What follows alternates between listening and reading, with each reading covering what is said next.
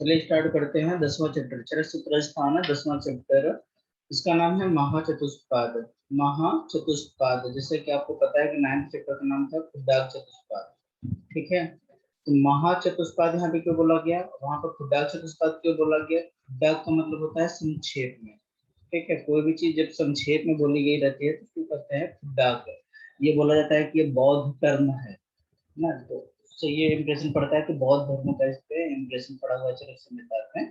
तो ये खुद डॉक्टर में के बौद्ध ग्रंथों से आया हुआ है टर्म, मतलब उस समय के जमाने में हो सकता है उधर डॉक्टर प्रचलन में रहा होता है। ठीक है, तो खुद डॉक्टर मतलब है संक्षेप में जहाँ पे चतुष्पाद से रिलेटेड चीजों का व्याख्या किया गया है उसको कहते हैं खुद डॉक्टर चतुष्पाद। और महाचतुष्पाद का मतलब है जहाँ पर इसके इम्पोर्टेंस के बारे में या उसकी महानता के बारे में चतुष्पाद के बारे में विस्तार से जहाँ पर वर्णन किया गया है उसको क्या कहते हैं महाचतुष्पाद।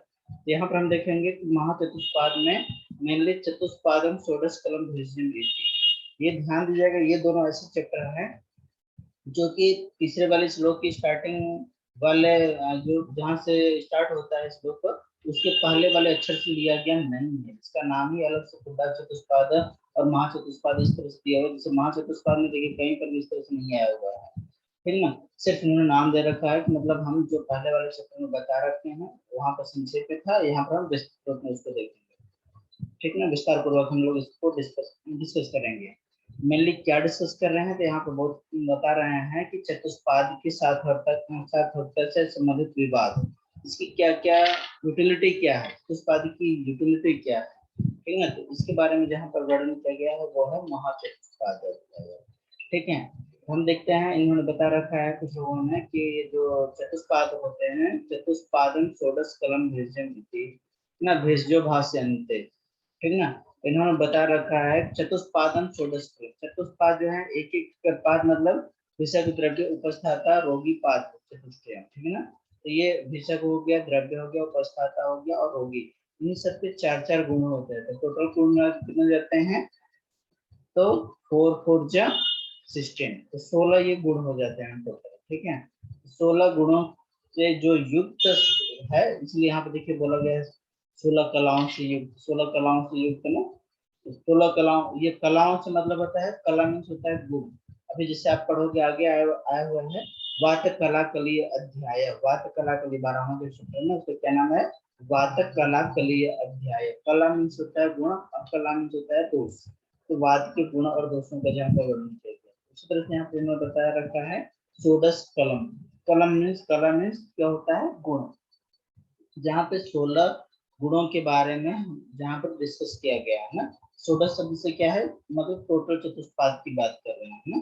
चारों जो चतुष्पाद हैं उनके गुणों से युक्त, तो मतलब गुण युक्त चतुष्पाद की बात कर रहे हैं। षोडश क्रियाओं से युक्त चतुष्पाद जो होते हैं वो आरोग्य दान करने में समर्थ कैसे होता है, इसके ऊपर ये यहाँ पर इन्होंने शंका व्यक्त किया है, डाउट हुआ है यहाँ पे, ठीक ना। कि क्या जरूरत है कि हम चतुष्पाद की सार्थकता की जरूरत है कि ये आवश्यक है कि हम कोई बीमारी होती है तो ये चतुष्पाद जो है षोडश कलाओं से युक्त होंगे तभी वो चिकित्सा कर सकते हैं, अन्यथा नहीं कर सकते क्या। तो इसके बारे में फिर देखिए ये किसने क्वेश्चन पूछा रखा है, तो यहाँ पे देखिए मैत्रेय जी का ये क्वेश्चन रहा है।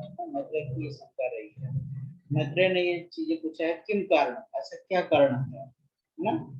दृश्यन्ते ही आत्रा केचित् प्रणवन्तस्य परिचारके संपन्नाश्च आत्मवन्तस्य कुशले भिषग अनुतिष्ठिता समुत्पत्ति समुत्तिष्ठमाना। इन्होंने बता रखा है कि किम कारण ऐसा क्यों होता है, देखा जाता है कि आतुर जो लोग हैं उपकरणवंत केचित उपकरणवंत, कुछ जो होते हैं उपकरण से युक्त होते हैं, मतलब चतुष्पाद से युक्त होते हैं, कुछ जो होते हैं उपकरण से युक्त नहीं होते हैं ना। उपकरण का मतलब यहाँ पर आपको दोनों चीज मान सकते हैं कि मतलब जिनके पास में पैसे या औषधि वगैरह अच्छे से अवेलेबल होती हैं, जो मतलब संपन्न लोग हैं, इसको हम कह सकते हैं कि आज के समय में जो लोग संपन्न होते हैं वो लोग जो होते हैं काफी लोग जो होते हैं संपन्नता होते हुए भी मर जाते हैं, उनकी चिकित्सा अच्छे से नहीं हो पाती है। और कुछ लोगों के पास में पैसे नहीं भी होते हैं फिर भी वो ठीक हो लेते हैं। मतलब क्या है कि यहाँ पर उन्होंने बताना चाहा कि कुछ लोग जो हैं सुख सुविधा मतलब क्या, चतुष्पाद को वो क्या बेनिफिट लेते हैं ना। चतुष्पाद मतलब हॉस्पिटल में एडमिट हो जाते हैं, उनके पास में स्टाफ नर्स होती हैं, पैसे होते हैं और औषधि जो चाहे वो खरीद सकते हैं, फिर भी वो ठीक नहीं होते हैं, ऐसा भी होता है। और कुछ जगह पर हम देखते हैं जिनके पास बिल्कुल पैसे नहीं है, जिनके पास कोई संपन्नता नहीं है, मतलब जो डॉक्टर के पास में नहीं जा पाता है, चतुष्पाद के पास में नहीं जा पाता है, चतुष्पाद को यूटिलाइज नहीं कर पाता है, फिर भी वो ठीक हो जाता है, ऐसा क्यों देखा जाता है? ठीक है ना। यही क्वेश्चन उन्होंने पूछ रखा है। और हम देखिए एक एग्जांपल लेकर के पूछा हुआ है कि जब कहीं जैसे तालाब है तो उसमें हम थोड़ा सा यदि जल दे दें, थोड़ा सा हम मतलब बोल रहे हैं तालाब में यदि हम थोड़ा सा धूल डाल दें, या नदी बहती हुई नदी में हम थोड़ा सा धूल डाल दें, एक मुट्ठी धूल छोड़ दें, हाँ, यहाँ पर बता रखा है ना, यहाँ पर एक मुट्ठी हम धूल छोड़ दें तो फायदा होगा उससे? कोई फायदा नहीं होता है। उसी तरह से कह रहा है कि हम ये जो चतुष्पाद लोग हैं, यदि कोई रोगी है, उसको भयंकर बीमारी हुई है, तो क्या होगा, वो थोड़ा सा एक इसमें उपाय भी करेगा तो उससे क्या होने वाला है? कुछ भी नहीं होने वाला है।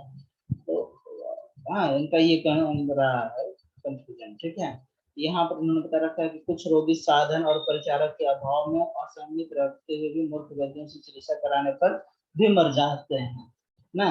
क्योंकि चिकित्सा करने पर आरोग्य लाभ होता है और चिकित्सा करने पर भी मृत्यु भी होती है, ऐसा भी दिखाई पड़ता है। मतलब करें चिकित्सा करने पर भी कुछ लोग मर जाते हैं, कुछ लोग जो होते हैं बिना चिकित्सा करने पर भी ठीक ठाक हो जाते हैं। फिर चतुष्पाद की सार्थकता क्या है? ठीक है ना। ये ध्यान दीजिएगा, आप चाहे तो इसका विमर्श भी पढ़ लीजिएगा, तो उन्होंने क्वेश्चन पूछा है।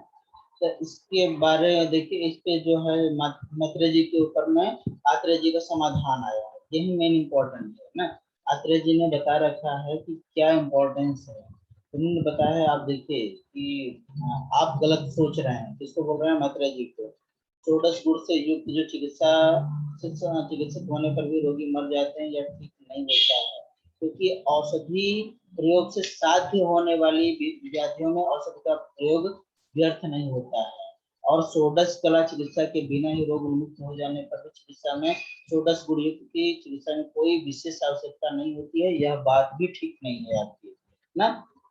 अब जैसे इन्होंने बता रखा है कि देखिए, जैसे कोई व्यक्ति होता है वो फिसल जाता है, उसको वो भी स्वयं स्वयं से भी खड़ा हो सकता है और नहीं भी खड़ा हो सकता है, लेकिन वहीं थोड़ा सा दूसरा व्यक्ति भी अपना सहारा दे देता है, अपने अपना बल लगा करके हाथ पकड़ के उठा दे, तो गिरा हुआ व्यक्ति शीघ्र उठ जाता है या आराम से उठ जाता है।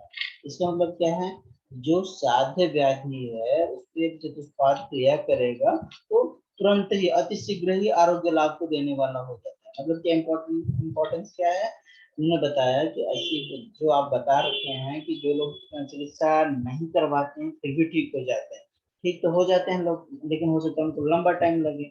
लेकिन उन्होंने बताया कि यदि वो चतुष्पाद को यूटिलाइज करता है तो उसकी बीमारी से वह जो है अति शीघ्र ही आरोग्य लाभ को प्राप्त कर लेगा। ठीक है, ये बेनिफिट है इससे। लेकिन और जो आप बता रहे हैं कि कुछ लोग जो होते हैं वो चिकित्सा चतुष्पाद को यूटिलाइज करते हुए साधन संपन्न होते हुए भी ठीक नहीं हो पाते हैं, तो उसका कारण क्या है? वो असाध्य व्याधियों के लिए षोडश कला युक्त चतुष्पाद की कोई विधान नहीं है ना। उन्होंने बोला जब कोई असाध्य बीमारी किसी को हो गया है तो आप किसी भी हॉस्पिटल में लेके जाओ, हाँ, एम्स में ही क्यों ना भर्ती करवा दो, वो बचने वाला नहीं है। ठीक है। तो इसीलिए इन्होंने बता रखा है, बहुत बहुत इंपॉर्टेंट ये चीज आया हुआ है, परीक्ष कारणों ही कुशला भवंती, ये बहुत बहुत इंपॉर्टेंट श्लोक है। तो आत्रेय जी का एक ही यहाँ पर लाइन आया हुआ है जो इम्पोर्टेंट है। उन्होंने बोल रखा है परीक्ष कारणों ही कुशला भवंती, मतलब क्या है? चिकित्सा करते समय परीक्षा करने के बाद में जो कार्य करते हैं वही कुशल वैद्य कहलाते हैं, या वही कुशल या सक्षम होते हैं या सफल होते हैं। ठीक है ना।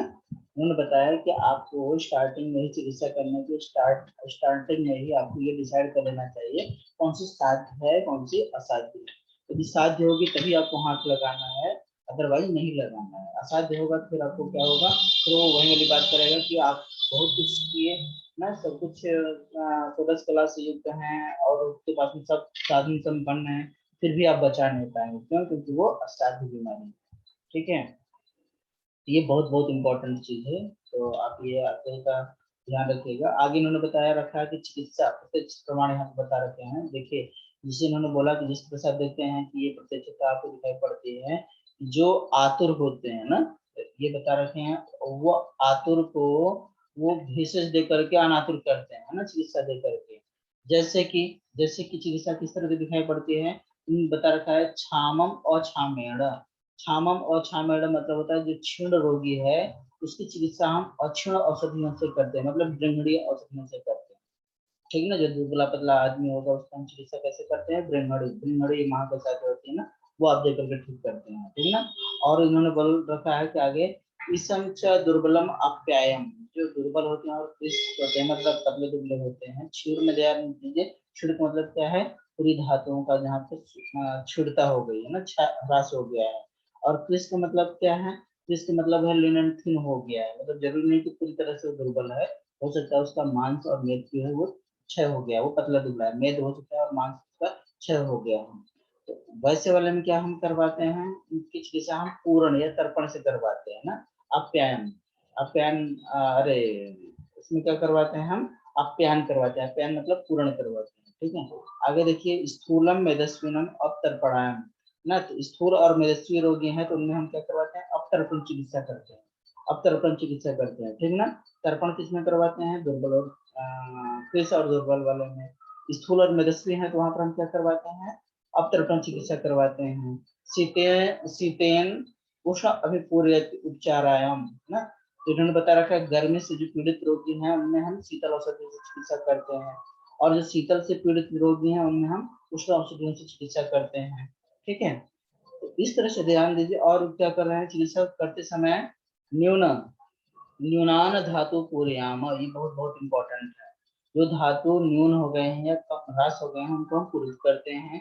व्यतिरिक्तान ह्रास्याम, जो अत्यधिक बढ़ गए हैं, व्यतिरिक्त हो गए मतलब अतिरिक्त जो हो गए हैं, अतिरिक्त मतलब जितना नॉर्मल क्वांटिटी होती है उससे यदि अतिरिक्त हो गया हो तो उसको हम व्यतिरिक्तान बोलते हैं ना, व्यतिरिक्त हो गए हैं या अतिरिक्त हो गए हैं या बढ़ गए हैं तो उनको हम ह्रास करवाते हैं, उनका हम क्षय करवाते हैं। ठीक ना।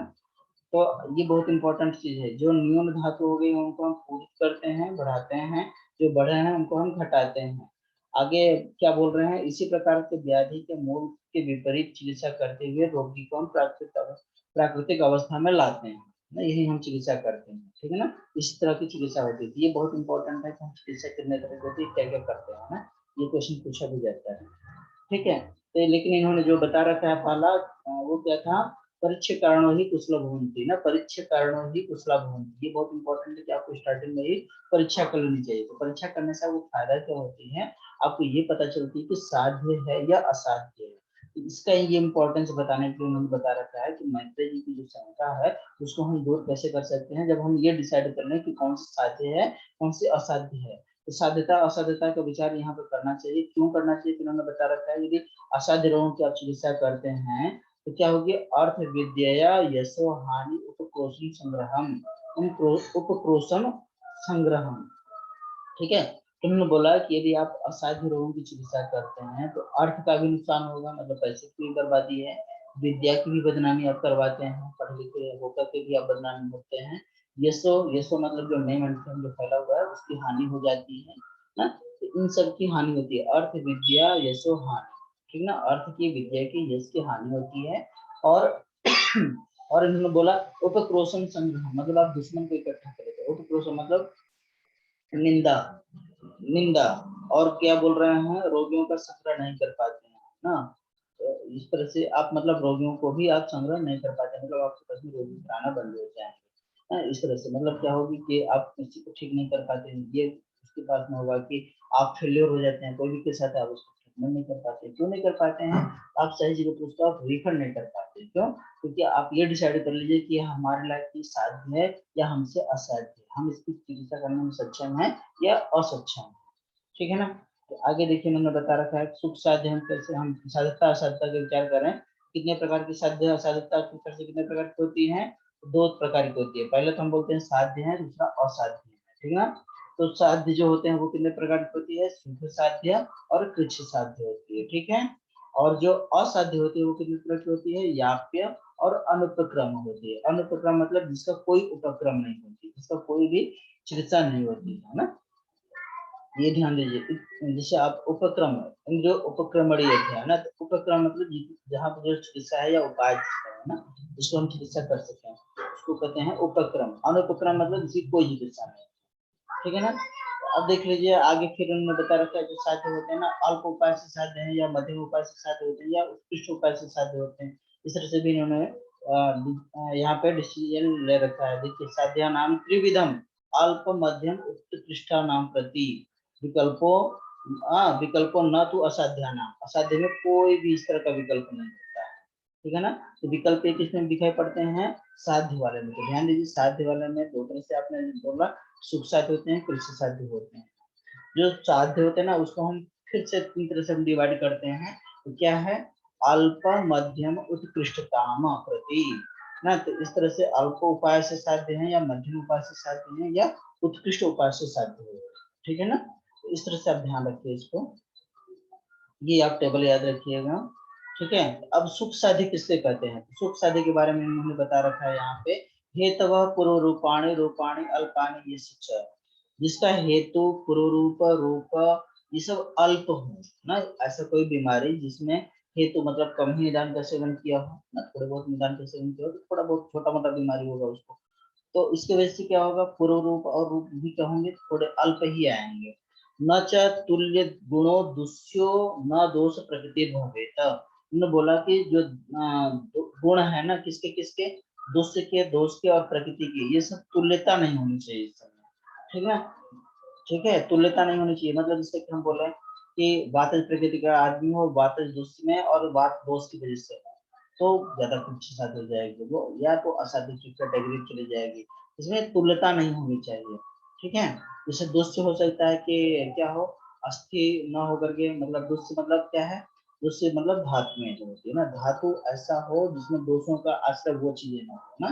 जैसे हम बोले कि रस धातु हो और वातज बीमारी, तो वो क्या होगा, साध्य होगा। और कफज प्रकृति का आदमी हो या पितज प्रकृति का आदमी हो तो भी वो सुख साध्य होगा, ठीक है ना। कोई भी चीजें मैच न करें, मतलब गुणों की तुलना नहीं होनी चाहिए, किसमें किसमें, दुष्य में, दोष में और प्रकृति में सेम नहीं होना चाहिए। न च काल गुणेश तुल्यो न देशो दुरुपक्रमा। और भी इन्होंने बोल रखा है कि जो देश है ना उसका भी सिमिलरिटी नहीं होना चाहिए, देश के स्वाभाविक गुणों से वो मैच नहीं करना चाहिए, ठीक है ना। और क्या इन्होंने बोल रखा है, न काल और देश, मतलब काल भी मैच ना करे और देश भी मैच ना करे, ठीक ना। गतिर एका ना, मतलब इन्होंने बता रखा है कि मार्ग कितने होते हैं आपके, दोस्तों की गतियां कितने प्रकार की होती है, तीन तरह की गतियां होती है, ठीक ना। तो इन्होंने बताया है गति का मतलब मार्ग यहाँ पर आपको मानना चाहिए ना, बाह्य मार्ग है या मध्य मार्ग है या आभ्यंतर मार्ग है। तो गतिर एका मतलब किसी एक ही मार्ग में आश्रित होने वाली। नवत्वम, नया रोग हो, रोगस्य उपद्रवो उपद्रवो न च, रोग का उपद्रव नहीं होना चाहिए। दोषस्य एक ही दोष से उत्पत्ति हो न, समुत्पत्तो देह सर्व औषध क्षमा, और देह क्या हो, वो सर्व औषध को सहने में सक्षम हो। चतुष्पादो उत्पत्ति से सुख साध्य लक्षण, और चतुष्पाद से युक्त हो तो वो जो है वो सुख साध्य के लक्षण माने जाते हैं, ठीक है ना। तो ये ध्यान दीजिएगा। इसी में देख लीजिए, ज्वर तुल्य दोषत्वम प्रमेय है, तुल्य दुष्यता, दुष्यता जो तुल्यता की बात आई थी ना, तो उन्होंने बोला सिमिलर नहीं होना चाहिए, लेकिन उन्होंने यहाँ पर बता रखा है सुख साध्य के बारे में, मधुकोश में आया हुआ है। मधुकोश किसने लिखा है, विजय रक्षक ने लिखा है ना, माधव निदान पर टीका है मधुकोश। तो इन्होंने बता रखा है ज्वरे तुल्य दोषत्वम, अप्रमेय तुल्य दोषता, रक्त गुल्म पुराणत्व सुख साधित्य लक्षण ना। ज्वर में क्या है, दूषित जो है वो सिमिलर होनी चाहिए ना, इसमें इन्होंने बोल रखा है दोष और दूषित जो है वो सिमिलर होनी चाहिए। प्रमेय है तुल्य दोषता, प्रमेय में भी इन्होंने बोला है कि तुल्य दोषता होनी चाहिए। और क्या है, रक्त गुल्म पुराणत्व, रक्त गुल्म पुराना जितना ज्यादा होगा, पुराना रक्त गुल्म वो उतना ही ज्यादा वो सुख साध्य माना जाएगा, ठीक है ना। 10 माह के बाद इन्होंने बोला रक्त गुल्म को मेनली इन्होंने बोला है कि इससे हम कंफ्यूज करते हैं प्रेगनेंसी से, यदि 10 जितने महीने के बाद में हो, जितना पुराना हो जाए तो उतनी ज्यादा क्लियरिटी होती चली जाएगी कि हाँ ये प्रेगनेंसी है या रक्तज गुल्म है ना, ये क्लियर हो जाएगी, ठीक ना। यदि प्रेगनेंसी होगी तो डिलीवरी होगी, फिटर ग्रोथ होगा, वहाँ पर आपको अच्छे से दिखाई पड़ेगा। नहीं दिखाई पड़ रही थी इसका मतलब क्या था, वो रक्त, ठीक ना। तो इस तरह से मैंने बता रखा है कि ये चीजें होने पर हम सुख साध्यता उसको मानते हैं, ठीक है। आगे देखिए कृषि साध्य किसको कहते हैं, निमित्त पुरमाणम रोपाणाम मध्य में बल, निमित्त मतलब हेतु, पूर्व रूप और रूप जो है ये मध्यम बल वाला हो। काल प्रकृति दुष्याणाम सामान्यतम तो इन्होंने बोला काल प्रकृति और दूसरा इनमें से क्या हो, एक दूसरे में कहीं कहीं सिमिलरिटी हो। फिर उन्होंने बोला कि गर्भणे वृद्ध बाला नाम, गर्भणे वृद्ध और बालकों के जो होने वाले जो रोग हैं वो, और उपद्रव न अति उपद्रव पीड़ितन, उपद्रव तो हो लेकिन अत्यधिक ना, ठीक है ना। और उन्होंने बोला कि शस्त्र क्षार अग्नि कृत्याना, ना जो शस्त्र क्षार और अग्नि क्रिया के द्वारा जो चिकित्सा है वो भी क्या माने जाते हैं, कृच्छि साध्य होते हैं, ठीक है ना। और उन्होंने बोला है कि न नवम ना, मतलब वो रोग पुराना हो गया है। और उन्होंने बोला कृच्छ देश जन, और कृच्छ देश में उत्पन्न हुआ है, मतलब ऐसे साइड पर हुआ है जैसे मर्म स्थान वगैरह पर हो ना, जंगल देश वगैरह में हुआ हो, ठीक ना। और वात पित्त जनित रोग हो गया हो, जैसे उन्होंने बोला है कि कृच्छ देश जन मतलब ऐसा देश में या ऐसे साइड पर, मतलब देश का मतलब यहाँ पे क्या है, देह देश और भूमि देश दोनों को आपको मानना चाहिए था। ये कृच्छ देश में भी उत्पन्न हो गया है। तो भी विद्यात एक पथम, अभी भी इन्होंने बोला है कि एक ही मार्ग में आश्रित हो ना होना चाहिए। और इन्होंने बोला है क्या, द्विपथ, आगे इन्होंने बता रखा है क्या, दो मार्गों में यहाँ पर बोला है अधः शाखा कोष्ठ या मर्मास्ति संधिगत एक ही मार्ग का रोग हो पर चतुष्पाद की प्राप्ति न हो तब वो कृच्छिसाध्य हो जाएगा। या तो क्या होगा, दो मार्गों में रोग हो किंतु अधिक पुराना रोग न हो तो भी वो कृच्छिसाध्य माना जाएगा। और बोला है कि रोग रोग दो दोषों से उत्पन्न हो, हाँ, तो भी वो कृच्छिसाध्य माना जाएगा। एक दोष से होगा तो शुभ साध्य माना जाएगा, ठीक है, इस तरह से ध्यान दीजिएगा। तो दो एक मार्ग में हो लेकिन वो क्या है, चतुष्पाद की प्राप्ति न हो तब वो कृषि साध्य हो जाएगा, ध्यान दीजिएगा। और दो मार्ग में होगा तो अब पुराना नहीं होना चाहिए, दो मार्ग में हो लेकिन पर पुराना नहीं होना चाहिए तो वो कृषि साध्य माना जाएगा, अदरवाइज वो असाध्य हो जाएगा पुराना होते हुए, है ना। तो आगे इन्होंने बोला है याप्य रोग क्या होते हैं, तो इन्होंने बोला है कि शेषत्वात आयुष, बहुत इंपॉर्टेंट चीज है, शेष है आयु जिसका ना, आयु के शेष रहने के कारण पथ्य आहार विहार के सेवन से थोड़ा अच्छा होकर के पुनः थोड़े ही कारणों से रोगी जो रोग भयानक रूप से बढ़ जाए, हाँ, तो रोगी में गंभीर धातु में दोष चले जाते हों, हाँ, जिस मतलब इन्होंने बोल रखा है कि जिस रोग में गंभीर धातु में दोष चले गए हैं वो क्या है, वो व्याप्त हो जाते हैं। अनेक रस रक्त आदि धातुओं में दोष प्रविष्ट कर गए हैं तो वो भी क्या होते हैं, व्याप्त होते हैं। मर्म संधियों में दोष आश्रित हो गए हो तो उसमें क्या होता है, जैसे आमवात वगैरह है ना, ये क्या है, मर्म संधि यदि है तो ये व्याप्त होते हैं, मतलब लंबे दिनों तक इनको सेवन करना पड़ता है बीमारी, ठीक है ना, दवा औषधि का हमेशा लंबे दिनों तक सेवन करते रहते हैं। लेकिन क्या बोल रहा है कि ये आयु के शेष है, लेकिन फिर भी वो पथ्य आहार विहार का सेवन करने की वजह से वो थोड़े में अच्छा होता रहता है। लेकिन जैसे वो पथ्य आहार विहार का सेवन छोड़ेगा वैसे उसको बीमारी बढ़ जाएगी, तो या फिर बीमारियां होती है इस तरह की, ठीक है ना। पैलिएटिव उसको बोलते हैं, पैलिएटिव केयर करना चाहिए वहाँ पे, ठीक है, या फिर को हम लोग आजकल बोलते हैं पैलिएटिव केयर करना, ठीक है। आगे इन्होंने बोल रखा है कि जो रोग बार बार दौरे के रूप में आता हो और बहुत दिनों से चला आ रहा हो और दो दोषों से उत्पन्न हो, दो दोषों से उत्पन्न हो तब वो असाध्य रोग या याप्य कही जाती है, वो असाध्य का ही टाइप है याप्य, ठीक ना। इसको लंबे दिनों तक सेवन करेगा वो असाध्य है, मतलब उसको ये बोल के चलना है कि वो लंबे दिनों तक सेवन करता रहेगा, जब तक वो पथ्य का सेवन करता रहेगा तब तक ठीक रहेगा, ठीक है ना। ये ध्यान दीजिएगा। याप्य में अनुपक्रम का मतलब क्या है, प्रत्याख्याय भी बोला गया है, अनुपक्रम को प्रत्याख्याय भी बोला गया है ना। ये इन्होंने बोला ये क्या होती है, विदोष यदि हो जाए तो क्या हो जाती है, ये दो दोष से उत्पन्न हो पुराना हो गया तो वो व्याप्य होती है, और त्रिदोष से उत्पन्न हो गया है तो ये क्या माना आ जाएगा, वो अनुक्रम है।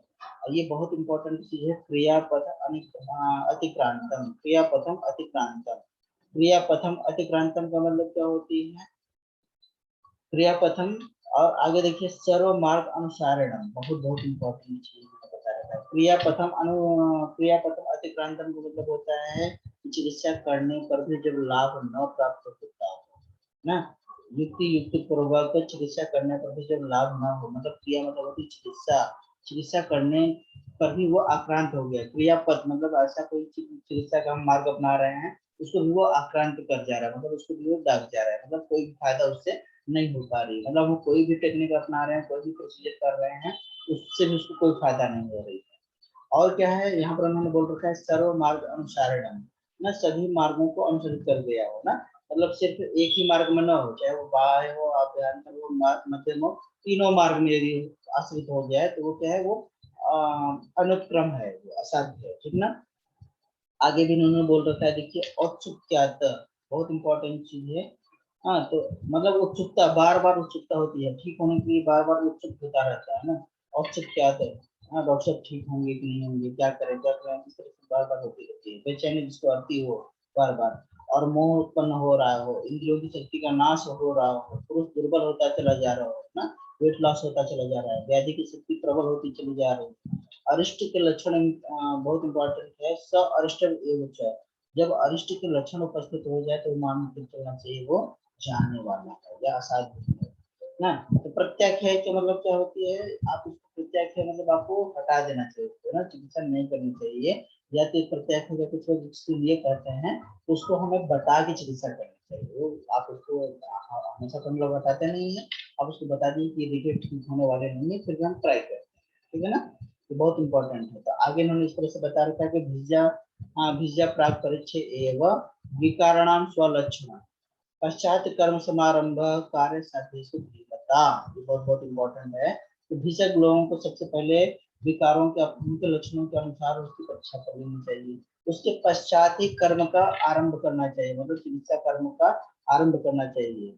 और कार्य किसमें करना चाहिए, साध्य, साध्येषु धीमता, साध्य विकारों के उनके लक्षणों के अनुसार, मतलब साध्य विकारों के उनके लक्षणों के अनुसार आपको चिकित्सा परीक्षा कर लेनी चाहिए, जो ऊपर हमने बता रखा है ना, साध्य है या असाध्य, इनकी जो लक्षण है ऊपर से आपको डिसाइड कर लेना चाहिए इस तरह से कि वो साध्य है या असाध्य है। उसके पश्चात में ही आपको कर्म का स्टार्ट करना चाहिए, चिकित्सा कर्म स्टार्ट करना चाहिए, ठीक है। तो इससे जो होती है आपको क्या होती है, प्रतिपत्ति माना। हाँ, वैद्य साध्य असाध्य रोगों का भेद कर ठीक ठाक जानता है, वह मैत्रेय के समान कर्मवादियों की भांति मिथ्या बुद्धि की कल्पना नहीं करेगा, ठीक है ना।